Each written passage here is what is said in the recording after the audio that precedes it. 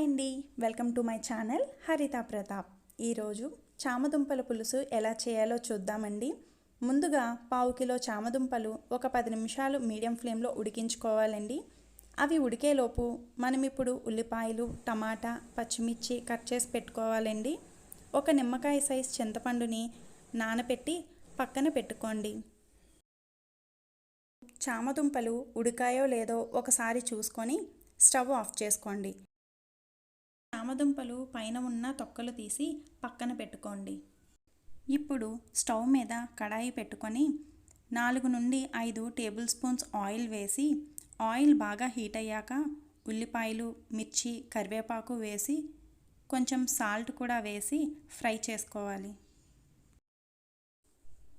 ఒక 5 నిమిషాలు ఉల్లిపాయల్ని మీడియం ఫ్లేమ్లో ఫ్రై చేసుకొని చిటికెడు పసుపు, 1 స్పూన్ దంచివేసిన అల్లం వెల్లుల్లిని వేసి 1 నిమిషం పాటు ఫ్రై చేసుకోండి. ఇప్పుడు ముందుగా కట్ చేసి పెట్టుకున్న టమాటా ముక్కలను వేసి బాగా కలుపుకొని ఒక 5 నిమిషాలు మూత పెట్టుకోండి.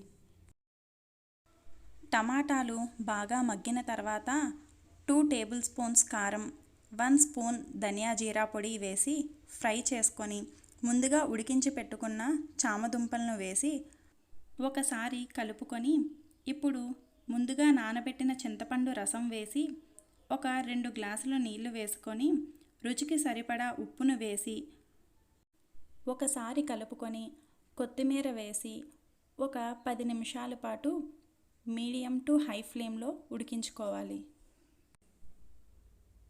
మధ్య మధ్యలో 1-2 సార్లు పులుసుని కలుపుకొని బాగా మరిగాక స్టవ్ ఆఫ్ చేసుకోండి.